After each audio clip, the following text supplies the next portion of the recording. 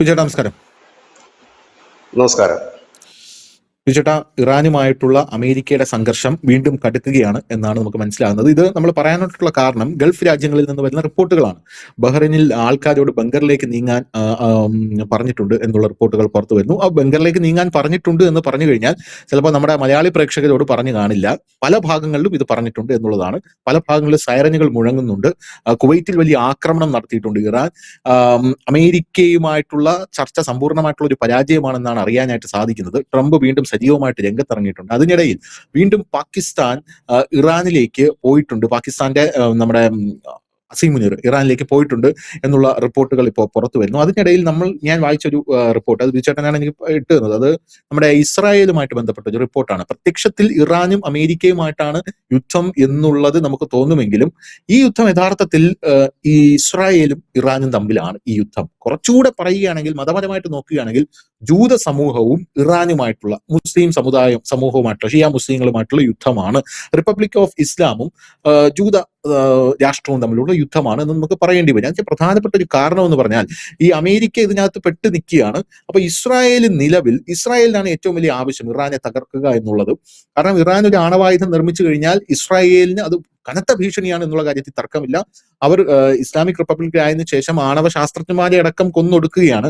ഇപ്പൊ നമുക്ക് ലഭിക്കുന്ന വിവരം, ഈ അസർബൈജാൻ അടക്കമുള്ള നമ്മുടെ ഇറാന്റെ ചുറ്റുമുള്ള രാജ്യങ്ങളിലേക്ക് ഇസ്രായേൽ അവരുടെ സൈനികരെ അയച്ചിട്ട് ഇതിനോടകം തന്നെ അവിടെ വളഞ്ഞു കഴിഞ്ഞു എന്നുള്ളതാണ്. അതായത് അക്ഷരാർത്ഥത്തിൽ ഇപ്പോ ഇസ്രായേലിന് ഇറാനെ ആക്രമിക്കണമെങ്കിൽ വളരെ എളുപ്പത്തിൽ സാധിക്കുമെന്നാണ് NDTV അടക്കമുള്ള മാധ്യമങ്ങൾ, CNN ഉദ്ധരിച്ച് ഉള്ള റിപ്പോർട്ടാണ് NDTVയിലുള്ളത്, അത് നമുക്ക് ലഭിക്കുന്നത്. അപ്പോ ഇനി ഒരു യുദ്ധം ഉണ്ടായി കഴിഞ്ഞാൽ ഇസ്രായേലിന് ഈസി ആയിട്ട് ഇറാനെ ആക്സസ് ചെയ്യാൻ സാധിക്കും. നമുക്കറിയാം, പണ്ട് ഈ യുദ്ധം ഉണ്ടായ സമയത്ത് ഞാൻ ചോദിച്ചിട്ടുണ്ട് താങ്കളോട്. അപ്പൊ താങ്കൾ പറഞ്ഞത് ഈ ഇസ്രായേലിന് ഇറാനെ അടിക്കണമെങ്കിൽ ഒരുപാട് ദൂരം സഞ്ചരിച്ച് വരണം, വ്യോമ ആക്രമണം നടത്തണമെങ്കിൽ ഒരുപാട് ദൂരം ഇറാനിലേക്ക് വരേണ്ടതായിട്ടുണ്ട്. പക്ഷെ ഇനി ആ ഒരു പ്രശ്നമില്ല, വളരെ അടുത്ത് കിടക്കുന്ന ഒരു രാജ്യമായി മാറി. അസർബൈജാനിൽ നിന്നാണ് ഇത് ഓപ്പറേറ്റ് ചെയ്യുന്നതെന്നാണ് എനിക്ക് അറിയാനായിട്ട് സാധിച്ചത്. അപ്പോൾ ഇത് വലിയൊരു സംഘർഷഭരിതമായിട്ടുള്ള ഒരു നിമിഷത്തിലേക്ക് വീണ്ടും പോവുകയാണ് എന്നുള്ള കാര്യത്തിൽ സംശയമില്ല. ഇത് എല്ലാ ദിവസവും ഓരോരോ പുതിയ അപ്ഡേറ്റുകൾ ഇതിന് വന്നുകൊണ്ടിരിക്കുകയാണ്. അപ്പൊ പ്രേക്ഷകർ വിചാരിക്കുന്നുണ്ടായിരിക്കും അടി നടക്കുന്നില്ലല്ലോ, ഞങ്ങൾ അടി കാണുന്നില്ലല്ലോ എന്നൊക്കെ വിചാരിക്കുന്നു. പക്ഷെ അവരോട് എനിക്ക് പറയാനുള്ളത്, അടി നടക്കാതിരിക്കട്ടെ. ഇനി ഒരു അടി നടന്നു കഴിഞ്ഞാൽ ഇപ്പോ നമ്മുടെ രാജ്യം ഒരു വലിയൊരു ഒരു ബ്രിമ്മിൽ നിൽക്കുകയാണ്, ഒരു പ്രതിസന്ധിയുടെ ഒരു ബ്രിമ്മിൽ നിൽക്കുകയാണ്. അപ്പോൾ അതായത് 10 മടങ്ങായി രൂക്ഷമാകും എന്നുള്ള ഒരു കാര്യമാണ് പറയാനുള്ളത്. അപ്പൊ ഈ കാര്യത്തിൽ എന്തായിരിക്കും ഇനി സംഭവിക്കാൻ പോകുന്നത്? ഇപ്പൊ ഇസ്രായേൽ നിലവിൽ രഹസ്യമായിട്ട് രംഗത്തെത്തിയിരിക്കുകയാണ്, പരസ്യമായിട്ടല്ലെങ്കിലും. എന്ത് തോന്നുന്നു?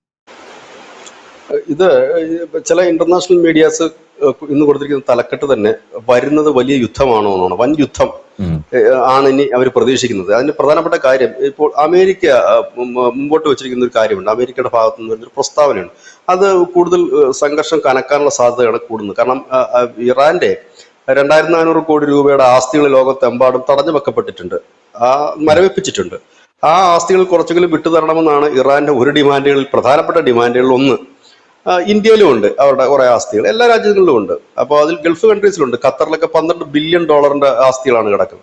ഇപ്പോൾ ട്രംപ് പറഞ്ഞിരിക്കുന്നത്, ഈ ഗൾഫ് കൺട്രീസിലും മറ്റിടങ്ങളിലുമുള്ള ആസ്തികളൊന്നും ഞങ്ങൾ വിട്ടുതരത്തില്ല. കാരണം യുദ്ധനഷ്ടം ഞങ്ങൾക്കുണ്ടായിട്ടുണ്ട്, ഗൾഫ് കൺട്രീസിന് യുദ്ധനഷ്ടം ഉണ്ടായിട്ടുണ്ട്, അത് മുഴുവൻ ഇതിൽ നിന്ന് എടുത്തിട്ട് ഞങ്ങൾ ഉപയോഗിക്കും. ഇറാൻ പറഞ്ഞത് എന്താണ്? ഞങ്ങൾക്ക് ഞങ്ങളുടെ മരവിപ്പിച്ച ആസ്തി വിട്ടുതരണം, കാരണം ഞങ്ങൾക്ക് വലിയ നഷ്ടം ഉണ്ടായിട്ടുണ്ട്. സ്വാഭാവികമായി തന്നെ ഇറാന്റെ നഷ്ടങ്ങൾ ഇല്ലേ? ഇറാനും ഒരുപാട് നഷ്ടങ്ങൾ വന്നിട്ടുണ്ട്. അതാരും മെയിൻറ്റെയിൻ ചെയ്യും? അതാരും മെയിൻറ്റെയിൻ ചെയ്യുന്നില്ല. അവരുടെ ഒരു ഡിമാൻഡ് അതായിരുന്നു, ഞങ്ങളുടെ യുദ്ധത്തിന്റെ ഇത് നിങ്ങൾ മെയിൻറ്റെയിൻ ചെയ്യണമെന്ന് ആണ് അവരുടെ ഒരു അതിനെക്കുറിച്ച് പറയുന്നില്ലെന്ന് മാത്രമല്ല, ഇറാന്റെ ആസ്തികൾ എടുത്ത് ഞങ്ങൾ ഉപയോഗിക്കും, ഞങ്ങൾക്ക് യുദ്ധത്തിന് ചെലവായ തുക, ഞങ്ങൾക്ക് യുദ്ധത്തിൽ സംഭവിച്ച നഷ്ടം, ഇതെല്ലാം നികത്താനായിട്ട് നിങ്ങളുടെ ആസ്തികൾ ഉപയോഗിക്കും എന്ന് പറയുമ്പോൾ സ്വാഭാവികമായിട്ട് ഇറാന് യുദ്ധമല്ലാതെ വേറെ വഴിയില്ല.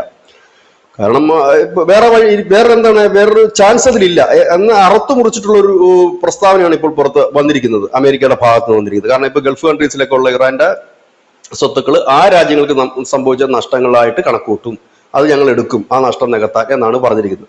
ഇതാണ് ഇപ്പോഴത്തെ ഒരു ഏറ്റവും വലിയ ഡെവലപ്മെന്റ്സ്. അതിന്റെ ഇടയിൽ ഇറാന്റെ ചില ഡ്രോണുകൾ, അമേരിക്കൻ ഷിപ്പുകൾ വെടിവെച്ചിട്ട വാർത്തകൾ പുറത്തു വരുന്നു. അതിനിടയിൽ കഴിഞ്ഞ ദിവസം കുവൈറ്റിനും ബഹ്റിനും നേർക്ക് ഇറാൻ മിസൈലുകളും ഡ്രോണുകളും തൊടുത്തുവിട്ടു. ഇതിന്റെ ഒരു ഭാഗമായിട്ടായിരിക്കണം ഇപ്പോൾ നേരത്തെ ധനുഷ് പറഞ്ഞ ഈ ബങ്കറിലേക്ക് പോകാന്ന് പറഞ്ഞാൽ ഈ ആക്രമണം നടക്കാൻ സാധ്യതയുള്ള ചില ഏരിയകളുണ്ട്. ആ ഏരിയകളിലുള്ള ആ ആളുകളോടാണ് പറയുന്നത്. കൂടുതലും ആ കൺസ്ട്രക്ഷൻ, പ്രത്യേകിച്ച് ഈ സൈനിക താവളവുമായി ബന്ധപ്പെട്ടുള്ള കൺസ്ട്രക്ഷൻ മറ്റുള്ള മേഖലകളൊക്കെ നടക്കുന്ന ഇടങ്ങളിലൊക്കെയുള്ള ആളുകളോടാണ് കൂടുതലും ഇത് പറയുന്നത്. അല്ലാതെ പൊതുജനങ്ങളോടല്ല ആ ബങ്കറിലേക്ക് പോകാൻ പറയുന്നത്. കാരണം ഇവർ ആക്രമിക്കുമെന്ന് കരുതപ്പെടുന്ന സ്ഥലങ്ങൾ. ഇപ്പൊ നമ്മുടെ ഇന്ത്യയിലാണെങ്കിലും ഓപ്പറേഷൻ സിന്ദൂർ സമയത്ത് നമ്മുടെ കേരളത്തിൽ അടക്കമുള്ളവർക്ക് ഈ ബ്ലാക്ക് ഔട്ടും കാര്യങ്ങളും ഒന്നും ഉണ്ടായിരുന്നില്ലല്ലോ. തമിഴ്നാട്ടിലൊന്നും ഉണ്ടായിരുന്നില്ല. പഞ്ചാബ്, രാജസ്ഥാൻ മേഖലകളിൽ ആ ഒരു ഏരിയയിൽ മാത്രമാണ് ഉണ്ടായിരുന്നത്. പഞ്ചാബിൽ ഉടനീളം ഉണ്ടായിരുന്നില്ല. അപ്പൊ എന്ന് പറഞ്ഞതുപോലെ തന്നെയാണ് ഈ ഒരു സാഹചര്യത്തിൽ നമ്മൾ കാണേണ്ടത്. ഇതിനിടയിൽ ഇറാന് മുനീർ ഒരു സന്ദേശവുമായിട്ട് ഇപ്പോൾ ഇറാനിൽ എത്തിയിട്ടുണ്ട്. അവിടുത്തെ ഖമേനിയെ കാണുവാനാണ് എത്തിയിരിക്കുന്നതെന്നാണ് പറയുന്നത്. പക്ഷെ എന്താണ് ആ സന്ദേശത്തിൽ എന്നില്ല. ആ സന്ദേശം പുറത്തു വന്നു കഴിഞ്ഞാൽ ആ റിപ്പോർട്ടിൽ പറയുന്നത് ഈ എണ്ണ സ്വർണ്ണ വിലകൾക്ക് അത് വലിയ രീതിയിൽ ലോകത്തെ മുഴുവൻ പിടിച്ചുലയ്ക്കുന്ന ഒന്നായിരിക്കും ആ സന്ദേശം എന്ന് പറയുന്നത്. എന്താണ് സന്ദേശമെന്ന് ഇപ്പോൾ നിലവിൽ നമുക്ക് അറിയുകയുമില്ല, എന്താണ് ആ സന്ദേശത്തിൽ ഉള്ളതെന്നുള്ളത്. ഇതിനിടയിലാണ് ഇസ്രയേലിന്റെ ഒരു നീക്കം ഇപ്പോൾ പെന്റഗൺ അടക്കം. പെന്റഗൺ കഴിഞ്ഞ ദിവസം വിട്ടിരിക്കുന്ന റിപ്പോർട്ട് പെന്റഗണിനെ ചോർത്തുന്നു ഇസ്രയേലിൽ നിന്നാണ്. അവിടെ തലക്കെട്ട് തന്നെ. കാരണം അവിടെയും ചാരന്മാരെ ഇസ്രയേൽ നിയോഗിച്ചിട്ടുണ്ട്. ഇപ്പോൾ വരുന്ന വാർത്ത ഈ ഇറാന് ചുറ്റും സൈനിക താവളങ്ങൾ ഇസ്രയേൽ നിർമ്മിച്ചിട്ടുണ്ട് എന്നുള്ളതാണ്. അതായത് ഈ അസർബൈജാനിൽ മാത്രം ഒതുങ്ങുന്നതല്ല, UAE അടക്കമുള്ള രാജ്യങ്ങളിൽ ഇസ്രയേൽ അവരുടെ ബേസ് തുടങ്ങിയിട്ടുണ്ടെന്ന് നമുക്കറിയാം. കുറച്ചു നാളായിട്ട് ഇപ്പോൾ ട്രംപ് പറഞ്ഞുകൊണ്ടിരിക്കുന്നത് ഈ എബ്രഹാം അക്കോർഡിൽ നിങ്ങൾ ഒപ്പുവെക്കൂ, ആ ഉടമ്പടിയിൽ ഒപ്പുവെക്കൂ, ആ ഉടമ്പടിയിൽ ഒപ്പുവെക്കൂ എന്ന് പറയും. ആ ഉടമ്പടി എന്ന് പറഞ്ഞാൽ ഈ ജൂതന്മാരും അറബ്സും എല്ലാവരും കൂടെ ചേർന്ന് വരുന്ന ഒരു സഖ്യത്തിനാണല്ലോ നമ്മൾ അക്കോർഡ്സ് എന്ന് പറയുന്നത് തന്നെ. അതിൽ ഒപ്പുവെക്കൂ എന്ന് പറയുന്നത് UAE ഓൾറെഡി ഉണ്ട്. സൗദിക്കും താല്പര്യക്കുറവൊന്നും അതിനകത്തില്ല. പല ഗൾഫ് കൺട്രീസിനും താല്പര്യക്കുറവൊന്നുമില്ല. അങ്ങനെ നിൽക്കുന്നു. അപ്പോൾ അവിടങ്ങളിലെല്ലാം ഇവര് സൈനിക ബേസുകൾ തുറന്നിട്ടുണ്ട് എന്നുള്ള വാർത്തയാണ് വന്നിരിക്കുന്നത്. നമ്മൾ കൊടുക്കുകയും ചെയ്യുന്നതിന്റെ വാർത്തയാണ്. ഒപ്പം തന്നെ അസർബൈജാൻ കേന്ദ്രീകരിച്ചുകൊണ്ട് നമുക്കറിയാം ഈ യുദ്ധം തുടങ്ങിയതിനു ശേഷം അസർബൈജാനിലേക്ക് ഇറാൻ മിസൈലുകൾ അയച്ചിരുന്നു. അന്ന് അസർബൈജാൻ തിരിച്ചടിച്ചില്ല. പക്ഷെ അസർബൈജാനടുത്ത് അന്ന് പിന്നീട് ഇറാൻ പറഞ്ഞത് അബദ്ധത്തിൽ സംഭവിച്ചതാണ് എന്നാണ് പറഞ്ഞത്. ഏതായാലും അവിടെ ഇപ്പോൾ കുറച്ച് സ്ഥിരീകരണം വന്നിരിക്കുന്നു. കാരണം അസർബൈജാൻ കേന്ദ്രമാക്കിക്കൊണ്ട് ഇറാൻ, കാരണം ഇറാന്റെ ഒരു ബോർഡർ ഷെയർ ചെയ്യുന്നവരാണ്. അപ്പൊ അവർക്ക് വളരെ എളുപ്പത്തിൽ അങ്ങോട്ടേക്ക് അറ്റാക്ക് ചെയ്യാൻ കഴിയും. അങ്ങനെ ഒരു നീക്കം കൂടെ നടക്കും. ധനുഷ് പറഞ്ഞത് അക്ഷാത് ശരിയാണ്. യുദ്ധം തുടങ്ങുന്നതിന് മുമ്പ് നമ്മൾ പറയുന്നുണ്ട്, ഈ യുദ്ധം കൊണ്ട് ആത്യന്തികമായി നേട്ടമുണ്ടാകുന്ന ഒരേ ഒരു രാജ്യം ഇസ്രായേൽ മാത്രമാണ്. കാരണം അവർക്കൊരു ലക്ഷ്യമുണ്ട്. അവർക്ക് ഇറാൻ പിടിച്ചെടുക്കുക എന്നുള്ളതല്ല അവരുടെ ലക്ഷ്യം. അവരുടെ ലക്ഷ്യം അവരുടെ ഗ്രേറ്റർ ഇസ്രായേൽ എന്നുള്ളതാണ്. അതിന് ലെബനന്റെ തെക്കൻ ഭാഗം വേണം അവർക്ക്. ഗസയുടെ 70% ഇപ്പോൾ അവരുടെ അണ്ടറിലായി എന്നാണ് പുറത്തു വരുന്ന വാർത്ത. അങ്ങനെ ഇതെല്ലാം കൂടെ പിടിച്ചെടുത്തുകൊണ്ട് അവരുടെ ഇസ്രായേലിനെ ഒന്ന് വലുതാക്കുക. ഒപ്പം തന്നെ ലെബനനിൽ നിന്നും മറ്റും പലായനം ചെയ്യപ്പെട്ടിട്ടുള്ള 60,000-ഓളം ജൂതന്മാരെ തിരികെ ലെബനനിലേക്ക് പാർപ്പിക്കുക, അവർക്ക് സേഫ്റ്റി ഒരുക്കുക എന്നുള്ളതാണ് അവരുടെ ഒരു ലക്ഷ്യം. ആ ലക്ഷ്യം പൂർത്തീകരിക്കണമെങ്കിൽ ഇറാനെ പോലെ ശക്തമായ ഒരു രാജ്യം കൊടുക്കേണ്ടതായിട്ടുണ്ട്, ഇല്ലെങ്കിൽ അവരെ നിഷ്പ്രഭമാക്കേണ്ടതായിട്ടുണ്ട്. ആ ഒരു സാഹചര്യമാണ് ഇപ്പോൾ ഈ യുദ്ധം കൊണ്ട് നടന്നിരിക്കുന്നത്. കാരണം ഇറാൻ ശക്തമായി നിൽക്കുകയാണെങ്കിൽ അവരുടെ പ്രോക്സികളായ ഹിസ്ബുള്ള, ഹൂത്തികൾ, ഹമാസ് ഇവർക്കെല്ലാം ഇറാൻ ഫണ്ടെത്തിക്കും, ആയുധമെത്തിക്കും. അപ്പോൾ അതിപ്പോൾ നിലവിൽ നടക്കുന്നില്ല എന്ന് വെച്ച് കഴിഞ്ഞാൽ അതിനുള്ള സ്കോപ്പില്ല. കടലിലും കരയിലും ഒരേ സമയം ഉപരോധം പ്രഖ്യാപിച്ച് വരിഞ്ഞു മുറുക്കി നിൽക്കുന്ന ഈ സാഹചര്യത്തിൽ ഇതെത്തിക്കാൻ സാഹചര്യമില്ല. അതുകൊണ്ട് തന്നെയാണ് ഈ ലെബനനിൽ വലിയ രീതിയിലുള്ള അറ്റാക്ക് ഇപ്പോൾ ഇസ്രായേൽ നടത്തുന്നത്. കാരണം ഹിസ്ബുള്ളയുടെ പക്കലിൽ നിന്ന് വലിയൊരു അറ്റാക്ക് തിരിച്ചടി ഉണ്ടാകാൻ സാധ്യത ഇപ്പോഴില്ല. കാരണം അവർക്ക് കിട്ടേണ്ട സഹായം കിട്ടേണ്ട ഇടത്തെ സഹായം നിലച്ചു. ഇറാനായിരുന്നു ആ സഹായം നിലച്ചു. അതാണ് ഇപ്പോഴത്തെ ഒരു കണ്ടീഷൻ.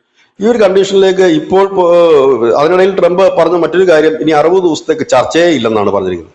ഏതായാലും ചർച്ച വഴിമുട്ടിയിരിക്കുന്നു എന്ന് തന്നെ നമുക്ക് പറയേണ്ടി വരും. അല്ല ചർച്ച പുരോഗമിക്കുന്നെന്നോ ചർച്ച നടക്കുന്നെന്നോ എങ്ങും ഒരു റിപ്പോർട്ട് ഇപ്പോഴില്ല. ആരും ഇപ്പൊ ചർച്ച നടത്തുന്നതിനെ കുറിച്ച് ഒന്നും പറയുന്നില്ല. ആരും ഇടനില നിൽക്കുന്നതിനെ കുറിച്ച് പറയുന്നില്ല. ആരും ഇപ്പോൾ പ്രസ്താവന ഇറക്കുന്നില്ല. ഈ ഒരു സാഹചര്യത്തിൽ ഇത് ഒരു വലിയ യുദ്ധത്തിലേക്ക് തന്നെ പോകാനുള്ള സാധ്യതയുണ്ട്. അതിനിടയിൽ ഉത്തര കൊറിയ കയറി വന്നിട്ടുണ്ട്. ഉത്തര കൊറിയയിൽ കിം ജോങ് ഉന്നിന്റെ സഹോദരി ഒരു പ്രസ്താവനയുമായിട്ട് വന്നിട്ടുണ്ട്. അവർ പറയുന്നത് കിം ജോങ് ഉന്നിന്റെ സഹോദരി ആകും ഇനി അടുത്ത ഉത്തര കൊറിയ ഭരണാധികാരി എന്നാണ് പറയുന്നത്.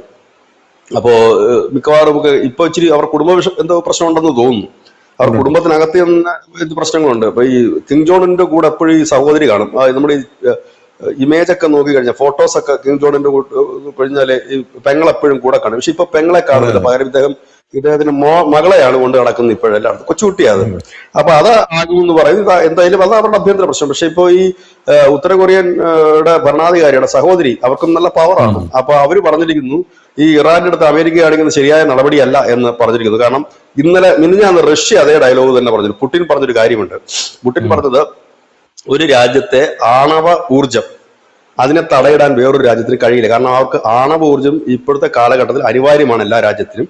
അതിനെ മുമ്പോട്ട് പോകുന്നതിനെ തടയിടാൻ ഒരു രാജ്യത്തിനും കഴിയുന്നില്ല. പക്ഷെ അതിന്റെ കുറച്ചുകൂടെ ലേറ്റസ്റ്റ് വേർഷൻ കുറച്ചുകൂടെ പച്ചയ്ക്ക് ഉത്തര കൊറിയയുടെ ഈ ഭരണാധികാരിയുടെ സഹോദരി പറയുന്നത്, ഈ ആണവ നിർവ്യാപന കരാറിൽ നിങ്ങൾ നിർബന്ധിച്ച് ഒപ്പുവെക്കാനായിട്ട് നിങ്ങൾക്ക് പറയാനുള്ള അധികാരമില്ല, അതിന്റെ ആവശ്യവുമില്ല എന്ന് പറഞ്ഞുകൊണ്ട് അവർ രംഗത്ത് എത്തിയിട്ടുണ്ട്. അപ്പൊ കുറച്ചുകൂടി ശക്തമാകും. നമുക്കറിയാം നേരത്തെ തന്നെ ഇറാൻ ആണവായുധം നൽകുന്നത് ഒരുപക്ഷെ ഉത്തര കൊറിയ ആയിരിക്കും എന്നൊരു വാർത്ത നേരത്തെ തന്നെ വന്നിരുന്നു. ഇപ്പോഴിതെല്ലാം കൂടെ കൂട്ടി വായിക്കുമ്പോൾ യുദ്ധം കുറച്ചുകൂടി കനക്കാനുള്ള സാധ്യതകൾ കാണുന്നുമുണ്ട്.